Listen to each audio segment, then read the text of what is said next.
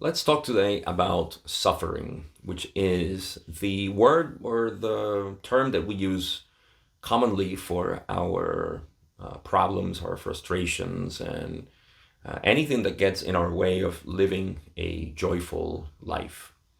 So, I want to talk about this from the model that I use, the most essential model that I use to understand reality. And this is the way I basically synthesize all of my teachings and everything that I give, because it's the most basic way in which we can approach this understanding.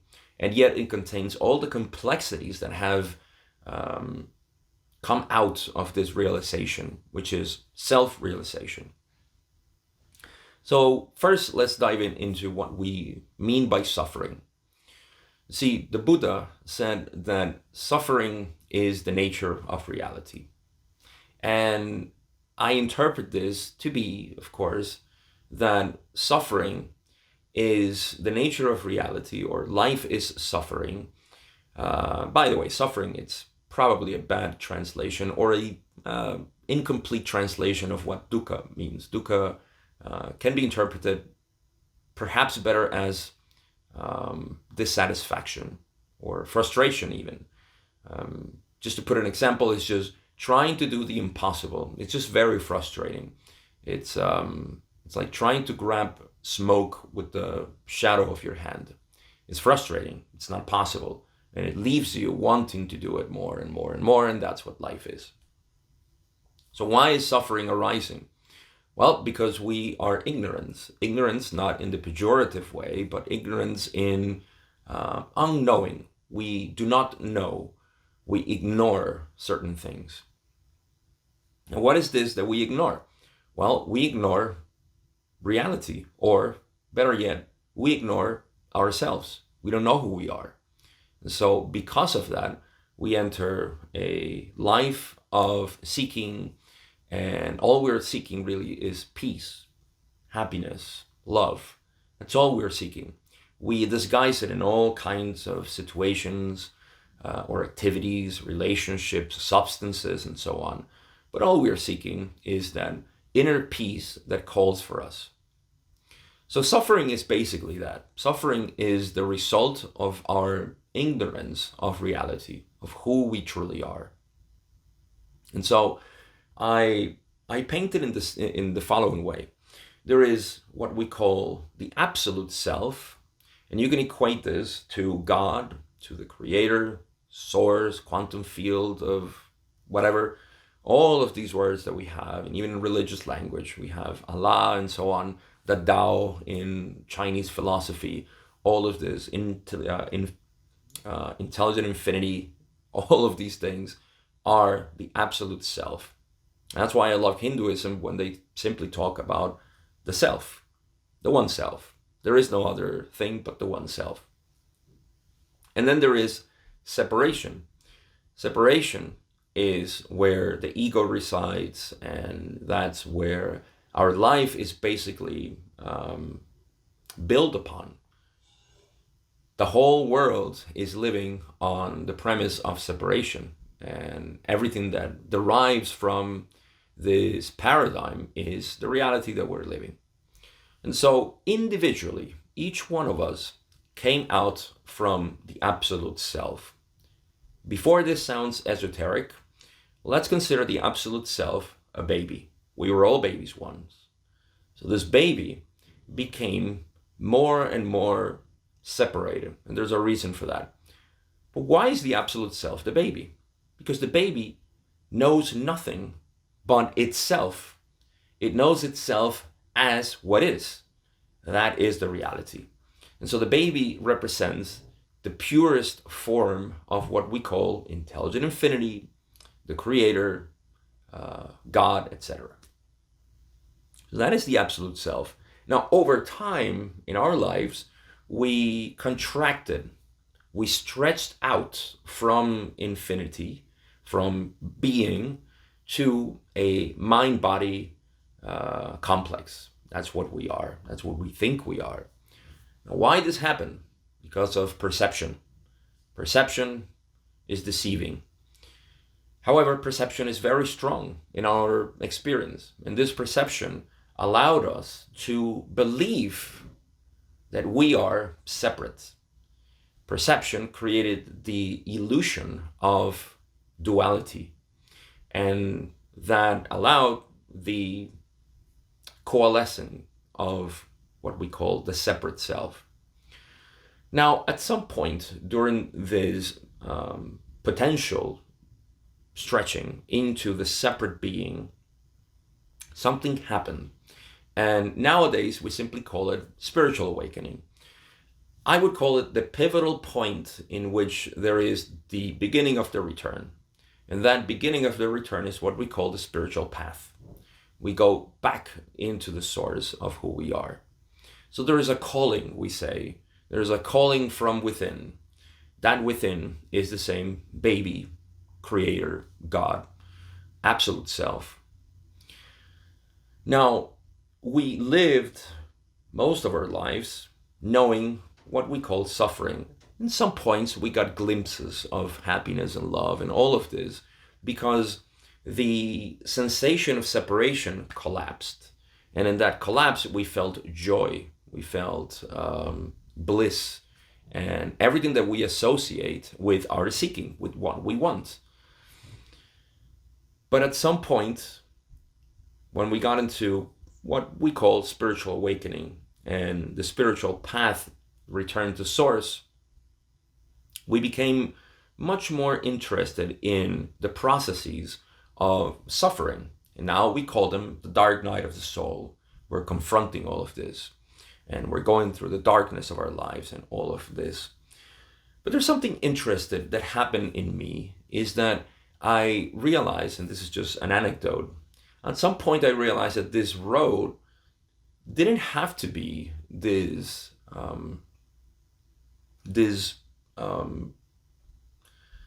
I would call it distasteful. Distasteful. It doesn't have to be distasteful. It doesn't have to be something that you want to avoid. And this is a very common reaction to the return to source, what we call paying out your karma. Oh, it feels terrifying. It doesn't have to be that way. In other words, you can enjoy the suffering, or what we call suffering. You see? Now, why is this happening? Let me go back to my model. In the model, I only have two elements, the absolute self and the separate self. In the absolute self, there resides everything that we're looking for. In the separate self, everything that we want to get rid of, because we know we're not that. We realize that, as we woke up and we had this realization, this mystical experience, we said, I am not that, so I need to get rid of it. But you see, something important to keep in mind is that the spiritual path is initiated always and maintained by the separate self.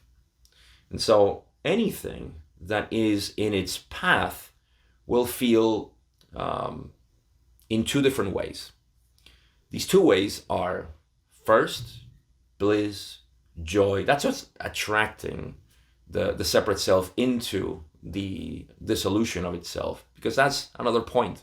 The separate self never reaches the absolute self, because the separate self really is the absolute self disguised with all these layers of karma and everything else back to its source. But it itself is attracting its essence, or its essence is attracting that which seems disguised.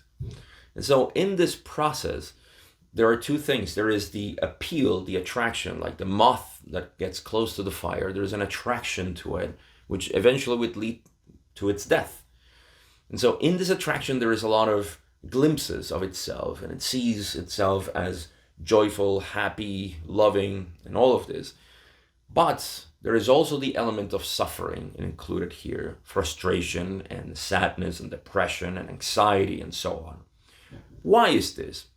This is the part that I want to give to you so you can know that there is a way in which you can go through the experiences that we normally call suffering or frustration and the distastefulness about this path, Well, the reason is because the separate self is resistant to the road at some points. Why? Because it has attachments. These attachments are what we believe are necessary for us to be. I must be this way, otherwise I will cease to exist. And that is a separate self saying, no, please, don't give me that. Please, let me not face this again. You see, but it is a necessary pull because itself, the one that knows better, the absolute self, is attracting it even more with greater power, with greater strength, and is moving slowly into its dissolution. So the separate self feels frustrated, feels resistant to it. So frustration is only possible when you are still invested in the separate self. Now, a lot of people say that their lives, and this is it's a pity that a lot of people see it this way, and I guess that's my message to anybody who's listening to this, is that it doesn't have to be this way, because a lot of people say that I have to live my life as the ego. I am condemned to live my life as the ego. And this is a misinterpretation of what we call mind activity. It is true that we can never get rid of mind activity. Why would we want to? Mind activity is what makes this creation what it is. It's only when we believe that we are the mind activity that the ego arises. And so we think that we can only live from the ego. Well, good news here is that it's the ego saying that. It's always the separate self saying, oh, I need to exist in order to be able to enjoy this reality. So suffering is part of reality. Now, I'm here to tell you that this is not necessary, because there is another point of view that is possible, and this is what we call self-realization, mysticism, knowing the self, is that you can perceive all situations that are happening, all experiences, without the need for separation. You can actually go back and nourish this feeling of knowing who you are at all times. And although at the beginning it's daunting, because I know that the separate self has conditioned itself to be prevalent day after day after day, it's been years of conditioning. We can't expect this to disappear in a matter of days, weeks, or even months. It may take years, but it's not, the goal is not the objective, redundant as that sounds. The goal is what allows us to live in much more relief every day. So it's almost like getting rid of the pain shouldn't be a flash moment. It should be a gradual process in which we enjoy even more the freedom from pain, slowly but surely. And so in this process of return, there is what we call the, we can even call it, I'm a little hesitant to use the word enlightenment, but simply the recognition of the self. In this process of dissolution of the separate self, there is the tool to be ever more present as you are. And in fact, for it to ultimately reach that goal, which is what we call ascension or apotheosis or being harvestable, is the more we recognize who we are. And I'll get to these esoteric or law of one terms, because I know the majority of you are students of the law of one and are audience of my series in the raw material. But this recognition of the self is really it's the gravity well, from the spiritual gravity well that is pulling onto us. So the more we become aware of this reality that we are, then the more powerful this dissolution will be. And as a consequence, our life will be more enjoyable. I think that's the biggest thing here. We're not here to dissolve ourselves physically and mentally, as a lot of people may believe that it's the path here. No, the path here is to live in happiness, to live in love, to live without attachments, without the need to have something, to be happy in the present moment, regardless of what the situation is. That is the goal. And so the dissolution of the separate self allows us to become more and more joyful. It is the only thing that I am really interested in guiding people. It's the only thing that I'm interested in myself as well. So if we can acknowledge this, the importance that must be placed is in the recognition of the absolute self.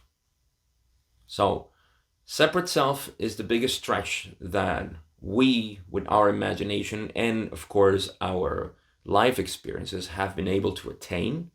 And that is the pivotal point in which the spiritual awakening happened. And then the return to source is what we call the spiritual path. Now, in this process of spiritual path, the return to source, like I said, there is the possibility, and this is why it's so characterized by the dark night of the soul.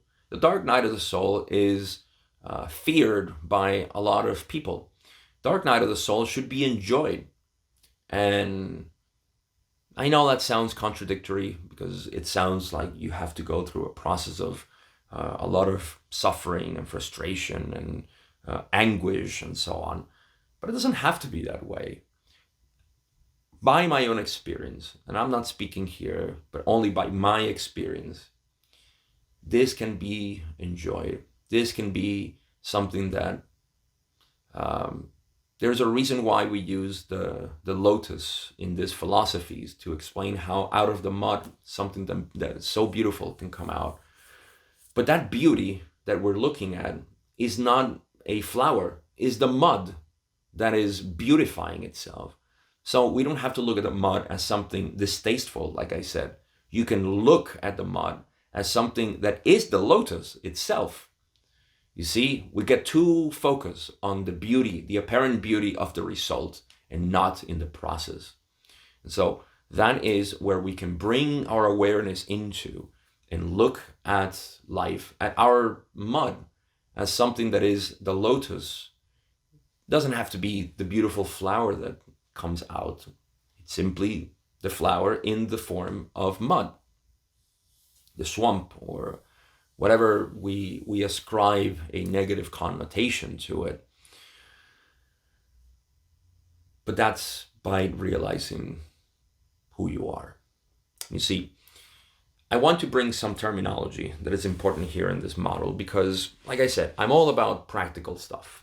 I'm all about something that doesn't require you to learn specific breathing techniques and stretches or activities or a specific meditation or something like that. Everything is derived from this. So here's where I want to bring in some of the terms that we're so used to in not only the law of one, but in spiritual jargon, let's say. And see within this model, again, just to put it simply, there is the absolute self, which is pulling ourselves into, that's what it's called, spiritual gravity. We're going back to source. And then there is the belief that we are, and I can't stress this enough, the separate self is a belief, it's not real. It's a construction based on perception. Perception is deceiving. And so, because of our perception, we have created this image of ourselves, which is limited, and it shares, of course, the qualities of the mind, because the mind judges or observes, discerns, but coupled with identity, that's called judgment. The mind also limits and feels separation or separates things. And so when we invest our identity with the mind, then the ego is born. And this is the separate self. This is the working of the separate self constantly. It has sunk down into our subconscious, and that's what we call also traumas or issues that we have. So I'll talk a little bit about that too. But to keep it simple, the separate self contains all that we are not, and the absolute self is everything that we have always been, continue to be, and just will ever be. So this is the model. It's simple. absolute self, separate self. If we can recognize who we are, then we can begin our journey without so much of attention at the suffering, depression, anxiety, and so on. So that's the model. And now you may be asking, well, Gabe, what does this have to do with healing though?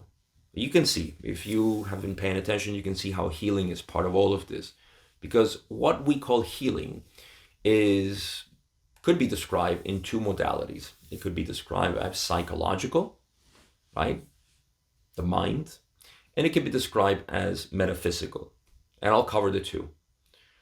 Psychologically, it's very simple. All we want to do psychologically is to get rid of our problems, to dissolve our problems, to become more in tune with who we are. That's psychology right there, is simply accepting who you are. If you recognize the absolute self, these two identities, one is false, one is real, then healing happens naturally because all of your problems are dissolved because you recognize that you are not this. This is everything that we're not and we're trying to get rid of. Or put it in a more precise way, we want to stop giving so much attention and identity to these complexes, let's call them, thought forms that we have created. And so that's healing on the psychological sense. In the metaphysical sense, we talk about energy centers. Healing is the alignment or the balance between the three lower energy centers. And those are, of course, concerned with identity, survival, societal, fitting in, all of that.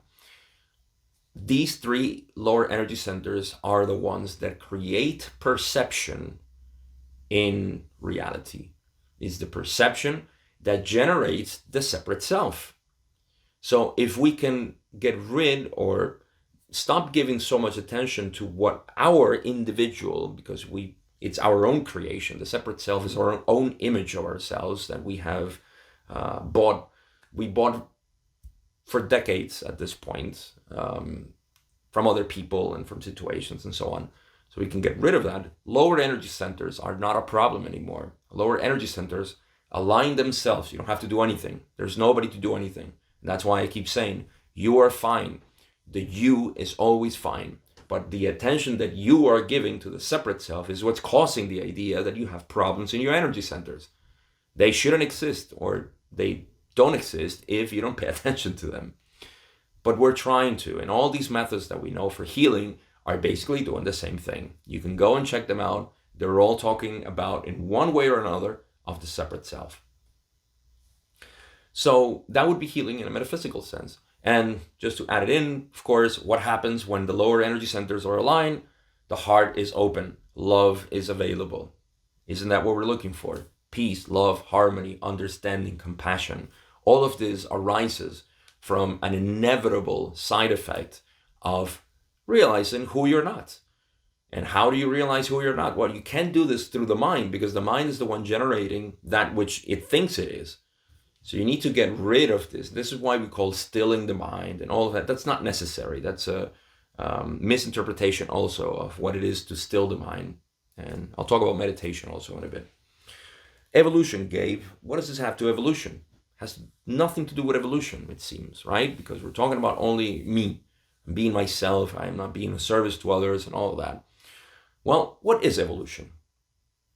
Spiritually speaking, evolution is the process in which the alpha and the omega reach basically the same point. They're both the same point, but there is a circle in between the alpha and the omega, right? Beginning and end. What's the beginning? Infinity. What's the end? Infinity. What's the beginning? The baby. The baby who is simply is. What's the end? The adult that simply is. So the beginning is the absolute self that I said. It stretches all the way into the separate self. It becomes this amalgamation of ideas and images of itself, and then it returns to source. That is evolution. Simple as that. You can draw it in densities of consciousness. You can draw it in however dimensions you like to buy from all the different interpretations that exist about reality. They're all talking about returning to the self. This is not something that will happen in another density, in another life. This happens here and now, always. It doesn't happen anywhere else or in any other time. Always happen now. It depends on you. There is, of course, the unfortunate notion still in these paths, but I just see them as challenges for people. But it's very prevalent to still say, this human form is to live in separation and to live in frustration. That's the ego talking. That's not me. That is not necessary. That's the drama that the ego wants to live. And that's fine for the people that associate themselves with that dual understanding of reality. But it's not my point. Evolution is simply happening at every moment, and it is powered by the knowing of yourself. So there is spiritual evolution in a nutshell. I repeat, you don't have to ascend and get harvested and so on. Ego, do I really need to talk about this? The ego is synonymous with the separate self. Anybody who wants to get rid of the ego, which I just said, is simply stop giving attention to it, or actually bring awareness to it. It's probably an even better way to say it. The higher self is another term that we use. Higher self is what I want to become and all of this. Well, the higher self, let me say, first of all, it's not a self. Just like the separate self, it's not a self. These are beliefs. The higher self, the reality of the higher self, however, is that it is an intelligence that we naturally have. This intelligence, you can equate it also as the most efficient way that is always changing in which the self can recognize itself. So when we talk about the higher self, you can equate it in my model as what is close to the absolute self as a sort of energy that is pulling, as a sort of roadmap, as Ra says, to the return to the self. That's what Ra describes the separate, the higher self as. It is the roadmap to return, in essence, to seven density and the dissolution of the self. So we're talking about the same thing. What is the dissolution of the self? Well, the self, it can't be the one self. It has to be the separate self. So there is no more mind, body, spirit complex and so on. So that's the higher self. It's simply an intelligence that allows you to be, and this is why in this jargon we say, oh, the higher self, I need to talk to my higher self, I need to allow my higher self to do this and that. That's exactly what it is. Intelligent infinity and the creator and all of this, how does this fit in? Well, the creator is the absolute self, like I said. Intelligent infinity is another model of this. And I'll add in one more, which is meditation. How does this fit with meditation? Now, I am a meditator. I enjoy meditating, but I say that formally meditating is not necessary. However, if you do enjoy meditation or you want to enjoy meditation, meditation is simply the abiding in yourself. Once you know who you are, what you are really, that is meditation. That is the essence of meditation. Just simply abiding in that self. So there you have it. The most beautiful part of this model is that we've been talking about the separate self as a sort of an entity and the absolute self also as a sort of entity. This is not true. The only truth is you. All of this that I've been talking about is you. It is what we call I, is the same self, the same beingness. Everything in the universe has beingness. Everything exists. And it owes that beingness to I, to the self. Just like the I, physical I, cannot see itself, that's why we're so confused and lost. Because we are the aware principle of reality. And we are the container of reality, of the universe. So in essence, it goes back again and again and again. Know yourself. Now, I want to leave you with my course and my teachings, which are, of course, based on this and are highly, highly influenced by the direct path, which is the method I use for guiding people into self-realization or simply knowing themselves. And it's a very simple process. I don't use any language or any needed prerequisites to know or to practice anything, but simply is a process in which we take 3 steps. These 3 steps are: 1, understand what you're not. 2, look at what remains when everything that you are not has been recognized as simply something that changes. What remains? What remains is you. How does that feel? What are you? How does it feel to be you? And 3, what I call the collapse of duality. Because once you realize who you are, you need to understand that this duality, this perceived duality, is not really what we think it is. It's just one reality.